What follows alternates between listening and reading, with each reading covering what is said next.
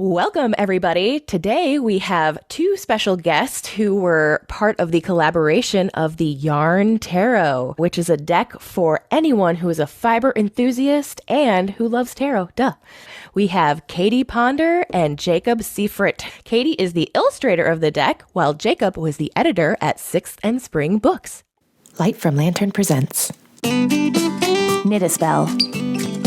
I'm magical maker, Katie Rempe. And I'm the maker of magic, James Devine. Join us as we stitch together the symbiotic relationship between crafting and the craft.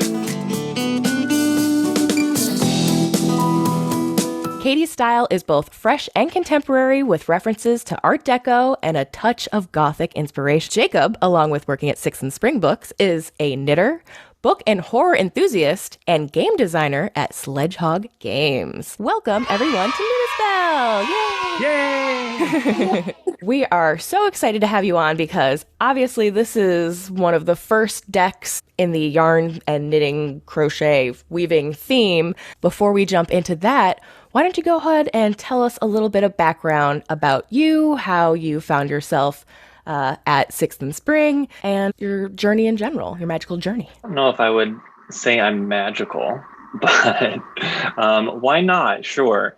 If you rub my bald head, maybe there'll be some magic that comes up. So I'm originally from the Midwest. I grew up in a very conservative family, but for some reason, I really enjoyed anything scary. So I grew up, my favorite show was Buffy the Vampire Slayer, really loved horror movies. I grew up reading, one of the earliest books I remember reading was Goosebumps, and then graduated to Fear Street, and then like Dean Koontz and all of that. So there's always been an interest of, like the magical and the dark and stuff like that. Growing up a conservative religious household, I was aware of what tarot decks were, but they were of the devil. You do not touch them, they were just awful. But I was always really intrigued by them whenever I saw them in media. And that was kind of my knowledge of tarot growing up. I guess also I've always just really been drawn to cards in general, like just playing cards or card games. I think that stems back to my grandfather. He was a big poker player. Like all of his grandpa friends, they would play poker, and in their house, we would visit them a lot, and they had a lot of just decks of cards. So we would play various card games or make houses of cards. That's also part of that fascination of cards and never knowing what's going to come up. And those probably converged along the line somewhere. I started knitting when I was 18. Being in the Midwest and not having a lot to do, I thought it would be funny if I learned how to do what I called the grandma and the grandpa hobby. So I was like, I'm going to learn how to knit and I'm going to learn how to whittle. So, and I'd always been like creative, I liked doing arts and crafts and stuff like that. So it wasn't too strange for me to do. So I picked up knitting. It was fun. I enjoyed it a lot, and like quickly was making my own, combining stitches to make my own scarf. I made a lot of scarves. Whittling didn't really stick around because I kept cutting myself. So I chose a very hard wood from just our garage, and that's not what you should be whittling with. So I had a very bad experience with that, but knitting was much less dangerous and bloody. So I kind of just stuck with that. And then I've always been a reader. And then the goal was to be a writer for the longest time. But then undergrad, I discovered, writing workshops, and I really enjoyed editing people's work.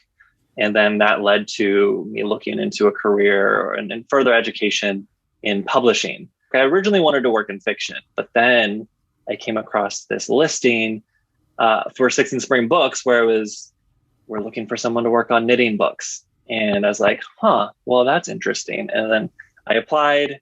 It must have been in the stars because I was applying for positions. I put in my resume that I was a knitter to make myself stand out. And then I found a knitting publisher. So, it's I've been there for 7 years now. Gosh, when it's meant to be, it's meant to be. So, Katie, what brought you into the publishing world? What was your background up until the point where you decided to do this amazing yarn tarot deck? Good question. So I grew up in London. And I think from the get-go, when I was born, on the day I was born, I decided art was the world I needed to be in. There was no alternative. I just wanted to do art. And I was always in trouble at school for drawing instead of doing my lessons. All my textbooks were full of mermaids and fairies. And as soon as I finished school, I went to art school down in Falmouth, which is right down in the south of England, in Cornwall, which is Cornwall is full of lots of fairy tales and folklore, and it's all a bit sort of magical. So I spent 3 years there studying illustration. Once I graduated from Falmouth, I sort of thought, well, a career in art, who knows if I'll make it? I'll have a backup career. So I started teaching yoga. I trained as a yoga teacher and was working full-time as a yoga teacher, and doing a little bit of illustration here and there, and sort of seeing, where can things go as an illustrator, but also not putting too much pressure on myself. And I eventually became friends with a really lovely illustration agency based in London called The Artworks, and started working with them a little bit. And eventually they signed me on as one of their artists, which was, I think it was one of the sort of miracle moments of my life. It's like, whoa, this is it. I actually get to be an illustrator. And the Artworks has a sister agency based in New York called Mandola. So through the Artworks and Mandola, I've been getting pretty much consistent work ever since as an illustrator. And it was Mandola that introduced me to the project with Jacob, working on the tarot cards. And being that I've always loved all things magical, as soon as Mandola emailed me, I was like, would you like to work on a deck of tarot cards? I thought, yes, please. I would like that very much. Oh, that's so exciting. So they reached out to you. How did the project start initially? Yeah, where did the idea of yarn and tarot come together? Originally, someone approached us with the idea. They reached out via Instagram and they said, hey, I would really like to do a knitting tarot deck. Would you be interested in that? I took that to my boss. This was a handful of years ago. And at that time, I was told no. So I was very disappointed. Flash forward a few years later. So Six and Spring Books is distributed by Sterling, what was known as Sterling Publishing. They're now called Union Square. They actually have been publishing a lot of tarot decks and have really great success. They published the Modern Witch Tarot. I'm not sure if you're familiar with that one. A very successful deck that I love so much. They have been doing just a whole series of tarot decks. So that became, at the forefront of our mind. And I was like, well, what if we do this tarot deck now? So we reached back out to the original person who contacted us, and we tried to get something going with the project, but she wanted to do a knitting tarot deck. The terms of the contract weren't what we could offer what she wanted. So we parted ways, but we still wanted to do a tarot deck. So we went the route of doing the yarn tarot deck, not doing a knitting tarot deck like she had originally suggested, but trying to be much more inclusive of the yarn crafts. A lot of people will knit and crochet, or they'll crochet and spin, or people will knit and weave, or any sort of mixture of that. But the thing that unifies all of those is the love for yarn and the obsession for yarn. So that's the direction we decided to go. So Katie, do you do any fiber crafting? Well, I did. My granny taught me to knit when I was young, and there was a phase when I was about 11 where everybody I knew and loved got a lot of really lumpy scarves, but I don't think it was really my medium. I had to sort of put it aside. Once everybody had had several rounds of scarves, I think it was sort of time to put the knitting needles down for me. But I do a lot of patchwork quilting, which is my little craft project I do, and I find it such a soothing thing to do, just to quietly sit and stitch in the evenings after being sort of in my head all day daydreaming about children's books I'm doing, to sit and just have some peace and quiet sewing. It does a lot for me on a mental health level, I find. Are you hand stitching? Yeah, hand sewing, yeah. Oh man, that is an art in itself. It's quite slow and I've been working on a quilt for a friend for about 4 years now. One day it will be finished.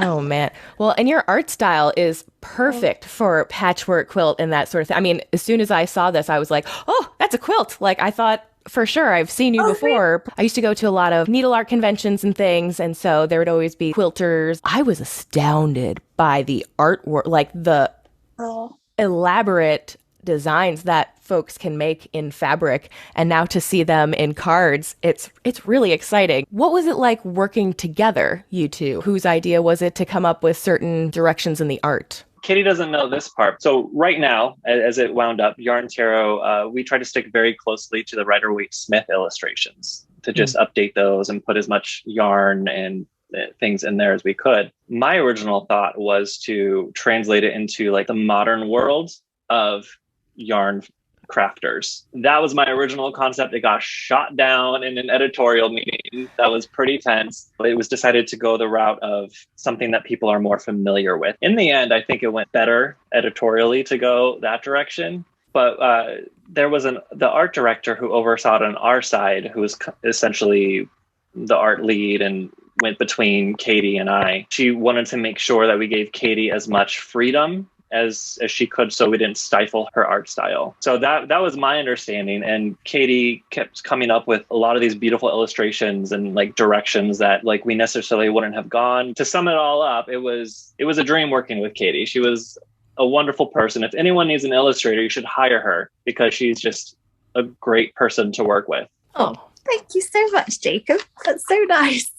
I think working on projects like this, for me, you kind of have to be a little bit detached because it's not just my work. It's Jacob's ideas. It's Irene's ideas. It's the publishing houses. What they need, and it's a huge collaboration of lots of different people, and you kind of just have to go with the flow and go, okay, what's your idea? Well, this is my idea. Okay, you didn't like that one. This one might work, and you go with the flow, and eventually it comes together. And it might not be what you had visualized in your mind, but it's so much more because it's several other people's creation, and it has its own sort of life beyond just your ideas. It's a collaboration, and it was also very nice working with you too, Jacob. For me, I love tarot cards so much, and I'm so I've always looked at the Rider-Waite cards as a source of inspiration for my artwork because they're so iconic, they're so beautifully done, and to have the opportunity to sit and actually really look at these cards and be immersed in that inspiration and to just explore these ideas, it was quite a dreamy project, really. We had this sort of the interesting dynamic of it being a transatlantic project. I was in Berlin, Jacob was in America, and it's amazing, people from all over the world collaborating. I really, that to me feels quite magical, especially it was during all the lockdown times, and then to be having a chat with America and making this project, it's published internationally. It's a wonderful feeling that even if you're sort of trapped in your little flash, that you can work on these things. I do think my work is me, even when I'm doing ideas that are not mine. I like to think the work is still me. So I'm a big fan of Joni Mitchell, and she has sung such a broad variety of genres. She goes from jazz to folk, and sometimes she, as an old woman, she's got this old husky, really amazing voice, and as a young woman, she's got this young, smooth voice. But she's always Joni Mitchell, and you can always tell it's a Joni Mitchell song. And I like to think, okay, I'm definitely not like Joni Mitchell, but I like to think, even if the idea is this is a different angle for my work, I like to think it's still me it's still me, even if it's just a different genre, a different angle. What Irene really wanted to emphasize too is that we reviewed a lot of different illustrators for this project before we approached anyone, and we really liked Katie's style, and that was why we approached her, because we wanted Katie as the illustrator. We wanted her creativity and her design influence. So we gave her a lot of freedom, and we were very, very happy with what came out. And so, Katie, you were familiar with tarot before working on the project, is that correct? Oh yes. And yeah. Did you find it daunting to have to do 78 cards in your own style, or was it more of an exciting kind of feeling? A bit of both, excitement and nerves, wanting to make sure I did a good job. And there were definitely some cards which I was super excited to do, and some cards which I don't know how to do this one. I'll save that one till the end. And so, Jacob, how long did the project take from the initial idea to actually being published in the world for everyone to enjoy? This published in like last fall. I think when we first really got it started in earnest, like getting Katie involved, is probably a year and a half before it was published. When we come back from our break, we are going to take a little tour of the cards in the deck, ask Katie and Jacob about their favorite cards, and show you some of the cool cards in the deck. Stay tuned. Exciting news, listeners. Knit a Spell is coming to Patreon this summer. Our fan club will help you gain access to advance notice to our monthly topics and guests, Episode outtakes, voter power for future guests and episode topics, private community to connect with other fans. That's my favorite. exclusive giveaways and promotions, and coming soon, we will be adding a special segment to Knit a Spell, which will be a Q&A segment with your questions. Patreon members will be exclusively answered for their questions, so we hope you'll join us. Join us. And you'll be doing this all while supporting one of your favorite podcasts, wrapped up in our gratitude. To learn more, sign up for our newsletter at knitaspell.com. Have you ever wanted to be a professional palm reader or add palm reading to your existing practice? Coming this summer, I will be taking applications for my 6-month online group apprenticeship program, the Divine Hand Mastership Program. I will have a limited number of individuals that will have the opportunity to study the Divine Hand method of palmistry with me. You can sign up to learn more about this exclusive opportunity at thedivinehand.com/mastership. And we're back. I'm curious about the aspect of the symbolism on the cards. To show this to the watchers, but I think what's really interesting about a card deck that's themed like this, the Yarn Tarot, what did you use for the suits? This was Jacob's genius, not mine. He was the brains behind the decisions. I just made things pretty. I guess when we approached the deck, we knew instead of just using one craft, we wanted to use multiple crafts. So to be as inclusive of the yarn art as we could be, the natural thing is like, well, just make each suit a different craft. So that's where we started from. And I know that there are some other tarot decks that don't stick to the classic suits. They'll have whatever they want. We wanted to stay a little bit more classic, so we did not update the name of the suits. We just updated the symbols. So when it came to swords, you stick them with the pointy end, as they say in Game of Thrones. So why not a knitting needle? So the crochet hook became wands. I actually really love the designer Two of Wands, and she is a crochet designer. So instantly in my mind, I'm like, I love her. Let's use crochet hooks for wands. This is my little fanboy moment. And then as far as So I'm going to interrupt you. So to be clear, there's a designer out there who calls themselves the Two of Wands and is a crocheter. Yes. The inspiration behind this. That's awesome. I think she has no idea. She might not even know this deck exists. And I'm sure she has no idea that kind of inspired by her. We'll tag her. So then the next suit I'll talk about is the cups. Spindles kind of have a cup shape. And then also it's related to water and holding things. So, like spinning yarn is almost fluid-like. So that seemed to make sense. And then the last one for pentacles, we just used a little square loom that people use to hand weave. And that seemed like the easiest way to still maintain the pentacle symbol while still in the craft. Oh, I'm just curious if you had maybe one or two that came out particularly well that you were like, oh, this is one of my favorite. I mean, I'm not to like pick out of your babies. I'm sure they're all your favorites, of course, but my favorites were, okay, I don't know what it says about me, but my favorite was actually the devil to design. I really enjoyed doing that one. I really like the film, I think it's called Legend, 1980s film with Tom Cruise and Tim Curry. Yes, exactly. And I channeled that vibe for this one. But in particular for the rest of the decks, I think I really liked doing Three of Swords. That was the one. This one with the heart, like that's such an iconic one from the Rider-Waite deck. So I liked doing my little interpretation of that. I don't know, it's such a graphic, simple one to do. But some of them it was quite challenging sometimes to convey the message. I don't know how you feel about Jacob, but for some of them, to be restricted to the craft of knitting and crocheting and communicate the messages that they need to. Sometimes it was a little bit challenging, but ones like the Three of Swords, I like that one. That was my favorite. Jacob, did you have a favorite card or cards out of the deck? I have so many favorites. So one of my favorites is the Hermit. Huh. What? Oh, it's my favorite too. I love the Hermit. It just turned out that, instead of, a staff with a lantern, there's this shining ball of yarn that gives the, his own secret knowledge and like what he's learned and his guidance. I'm also a bit of a hermit myself, so I can relate to that, wanting to be alone with a bunch of yarn. So that was one of my favorites. And I just loved the color palette. I loved the bright yellow that Katie had. It turned out beautifully. Another one of my favorites, so number 2, is the Eight of Swords. I just loved how that one needle is just bound up a little bit, but it's at the beginning of a project, but it looks like it's confined. I don't know. So there's a lot of interesting ways to think about that.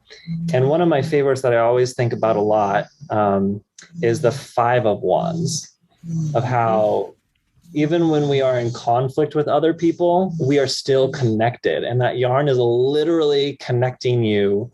And if you have a problem with someone, if you have beef, that's a dinner you're having with that person. It's like you can't have a problem with others by yourself.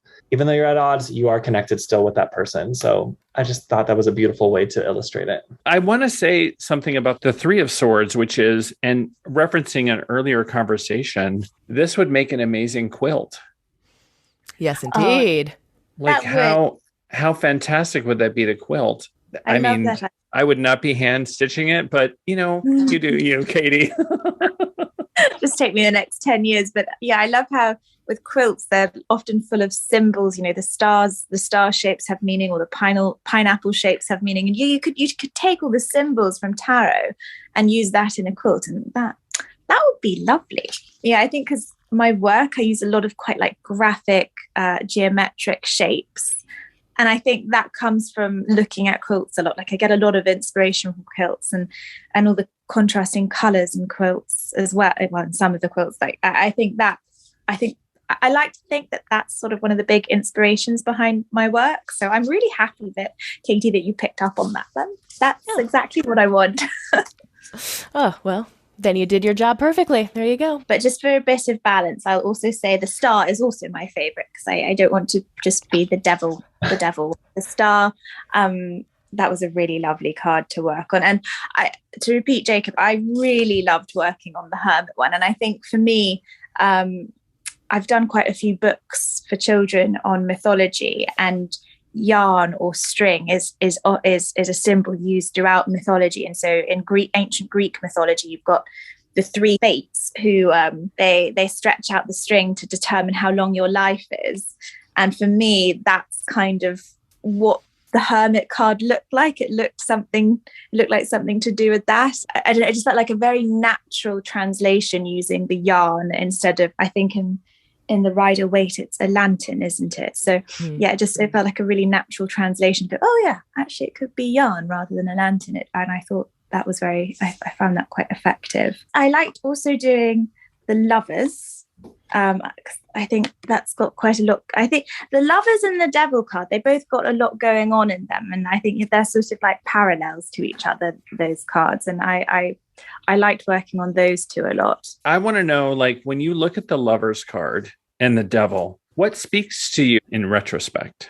So I think for the Lovers, I love that there's so much going on in that. It's sort of a scene. I love that there's the burning tree behind the man, and there's the sort of Adam and Eve element with the snake behind the woman. I really enjoyed illustrating that and sort of doing my own sort of graphic, my style look of that. And I think it worked quite well. And I think the same with the Devil. I just really enjoyed doing his beard and his horns. Like it was really fun. There aren't many opportunities in my work where I get to do a picture of the Devil, so I really relished that. another card I want to ask about is my other favorite card outside of the Hermit, Death. There we go. Oh, yeah. You know, people are always scared to get this card. I love it. Out with the old and in with the new. And I like how the rider on this one is not wearing like armor.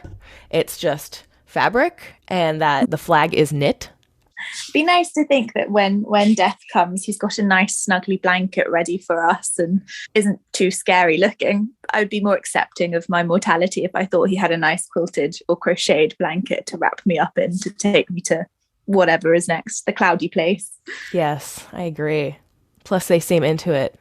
They're like, yes, all right, here. It's like they're here for the parade. It's exciting. It's nice. Yeah. They showed up for it. They're not afraid. I like it. One of my favorite elements of that card is like the yarn ball that's rolling away and like leaving the string. I don't know. One thing that I thought was really interesting working on, really digging deeper into like the meanings and whatnot of the cards. Like you said, people see the death card and they think automatically like all this dramatic, crazy stuff, you know, like a normal person might think. But there's a lot more positivity in a tarot deck, even in the quote unquote bad cards, than a lot of people realize initially. I think that's always nice to like kind of just level yourself, step back and just think about things in a different way. I think every single card is neutral, personally, that every single card has equal amounts of what a human might think of as positive or negative. And what we tend to do is label cards in a certain bent. But it's really worth looking at too much sun is a bad thing, just like too much death in the wrong place at the wrong time can be misaligning to our will. But you're not going to eat any food of any kind, be you vegan or an omnivore, if there isn't death. The carrot cannot survive you eating it. So if we don't have death, there's not going to be life. And that's just the way life, you know, the way it works. And all the cards have a neutral and holographic symbolism to them.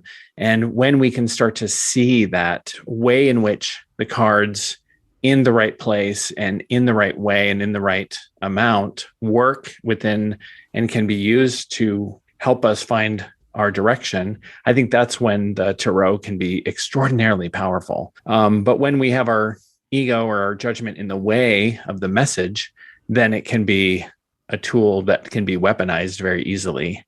For me, when I read tarot cards for myself, it's such a, I mean, you can look up what their official meanings mean, but actually sitting and looking at the pictures, like, oh, what are my associations with those symbols? What does this, what does this mean for me? And I feel like tarot cards are such a good way to have a conversation with yourself and just get a bit of just time to reflect on what's going on in your head and get a little bit of context and perspective on things. And so I always try, and when I'm reading for myself, look at the books and the guides to sort of get a more official insight into what the cards are saying, but also listen to read the cards to myself, or what do these symbols mean for me. That's a great message. And again, this book is very helpful, has tons of nice layouts and lots of information on it.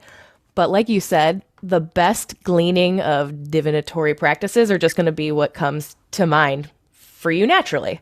So that's a great way to just trust your intuition, trust yourself, whether it's for, divining purposes or just like, should I start this new project today or no?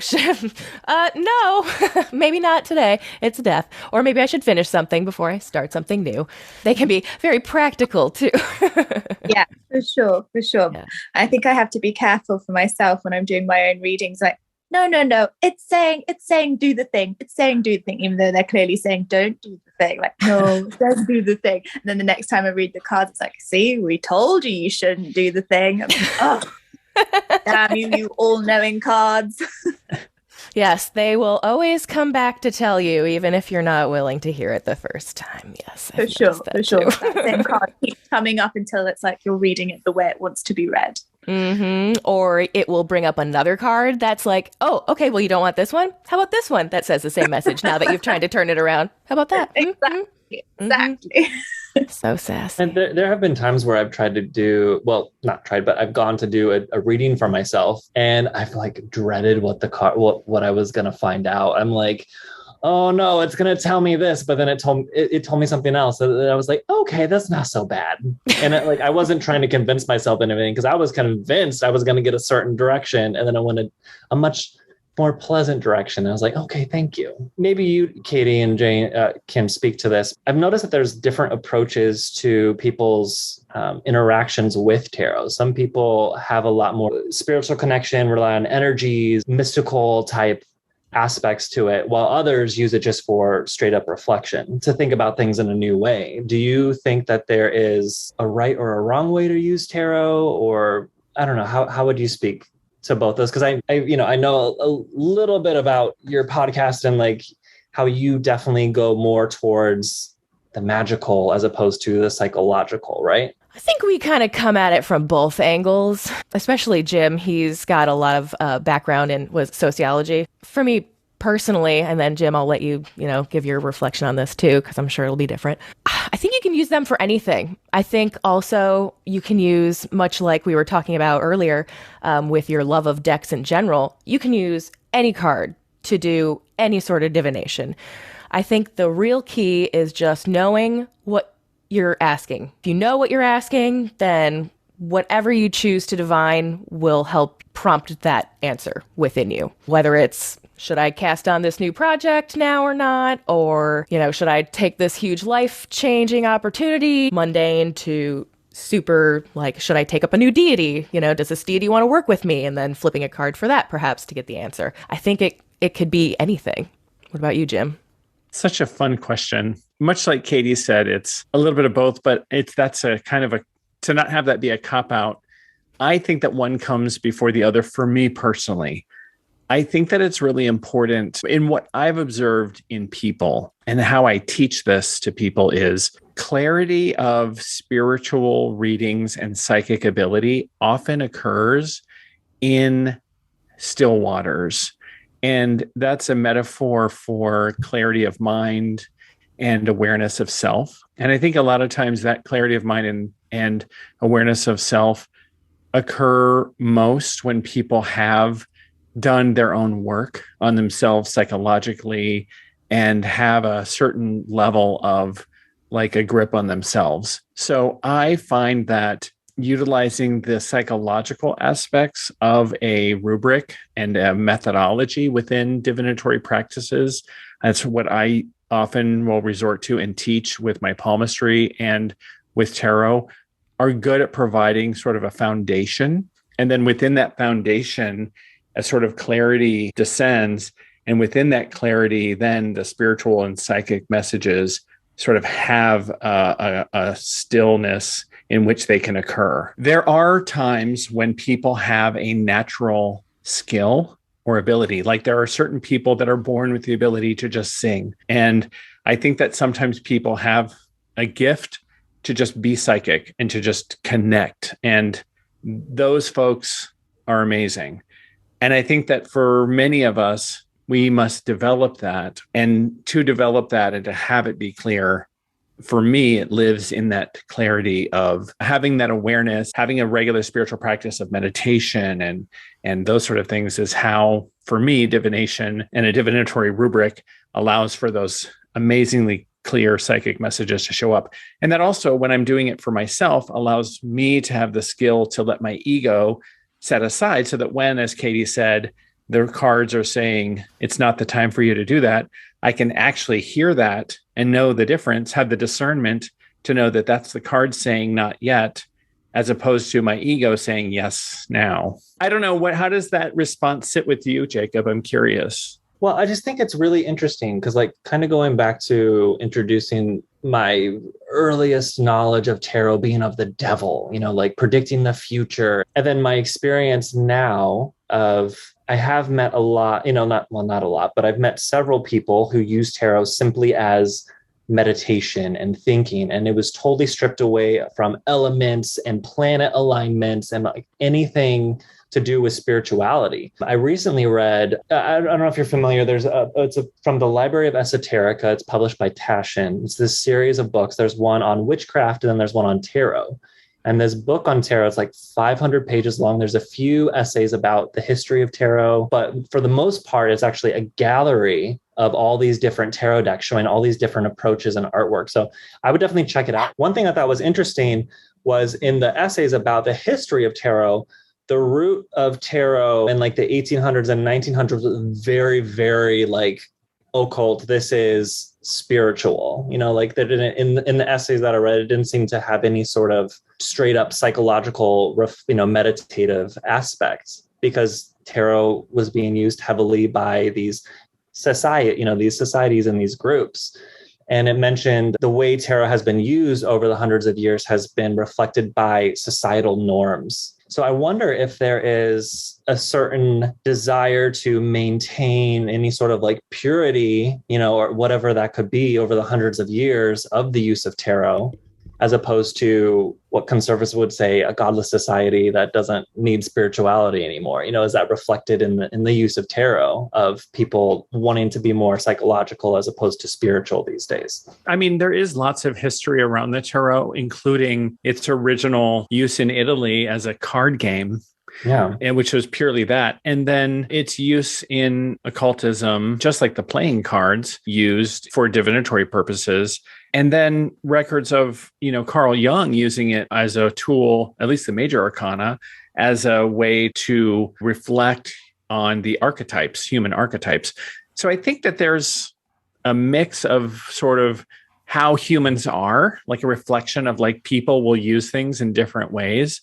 And I think it's an interesting thing to separate the menu from the food. I think there's some implication, the ideas that are out there in society, that the tarot in and of itself is spiritual. And my take on it is we will use the tarot in spiritual ways, but in and of itself, it's just paper. And like, just like the Bible in and of itself, it's just a book. But the way people use it can be used in different ways. And certainly in the tail end of the Satanic Panic has brought tarot still into this, it's of the devil in, conservative Christian mentality, certainly how I was raised deep in the Satanic Panic. Katie, did that occur for you in England? Was the tarot evil? No, we had Harry Potter, so all things magical as I was growing up was the thing. My mum gave me my first tarot deck when I was 11. I got it in my Christmas stocking, and like crystal balls and all things witchy. What a cool mom. I know, I'm so grateful I didn't grow up with the Satanic Panic. I would have been terrified. Yeah. Like, oh my God. I'm really, really, really glad that I didn't have that, because that'd be very frightening. But I did have people, I was quite surprised, because to me it's just I see tarot cards as both spiritual and practical. And for me, this like spiritual and practical are kind of the same thing. My spiritual practice is what keeps me grounded and sane and helps me approach everything. So for me, it's a very practical and grounding thing to have this spiritual practice. But when sort of people react like, oh, tarot cards, oh, you're not a bit scared doing that? Like, why? Why would I? Just in the same way that you look at a piece of art that's hung on your wall and you might read things into that and it might evoke a feeling for you or make you get some perspective on your own life. Like tarot decks, it's like this little mini gallery that you get to look through and go, oh, this makes me think of that, and oh, maybe I should change how I'm approaching this. It's just images that help you emote something within you and I don't know, give you perspective on life. Yes, they're just a tool. I think there is something magical about them, but not in a scary way. It's not like something demonic is going to come through the cards. It reflects what's going on in you. If you're full of fear and panicking about devils and things, then probably, something scary will pop out for you, because that's your own projection. I think my generation in England has a lot to be grateful to Harry Potter. We were really into all the spells and witchy things when I was growing up.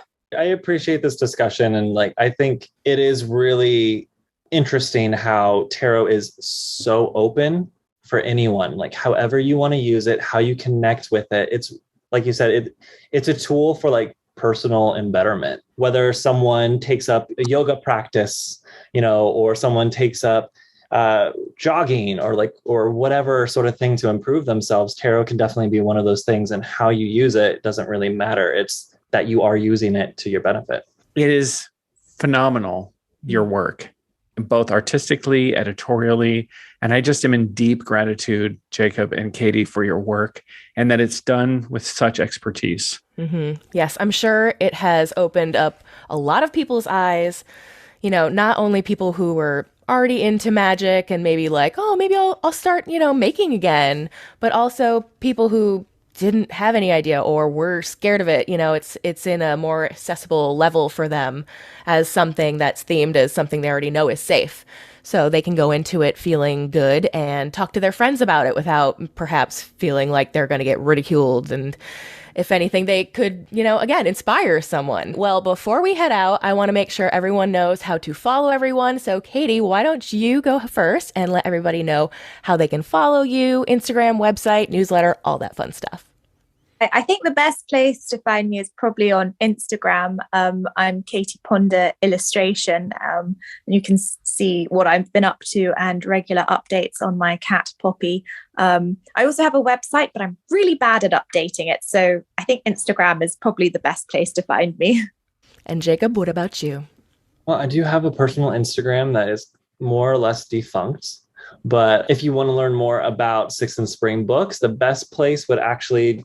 We are part of Soho Publishing, which is published by Vogue Knitting magazine. Since we are part of the same company, all of our books are promoted via the Vogue Knitting channel. So if you follow Vogue Knitting Mag on Instagram or Facebook, or you go to vogueknitting.com and sign up for the newsletter, you will hear all kinds of information about the new books and products that Sixth and Spring is putting out. Thank you again, both of you, for being on the show. It is so appreciated. Maybe they'll even have feedback for us that they'd like to drop us at knitaspellpodcast@gmail.com, or you can always pop on over to our website, knitaspell.com, and just drop us a note in our contact form. Also, where you can find the show notes and links to purchase the Yarn Tarot for yourself and go directly to our guests, their website and their Instagram. Thank you, everybody, for being here as our guests. It was so fun to have you. It was my pleasure, for sure. Yeah, thank you so much. And thank you for listening, and we'll see you next time on Knit a Spell.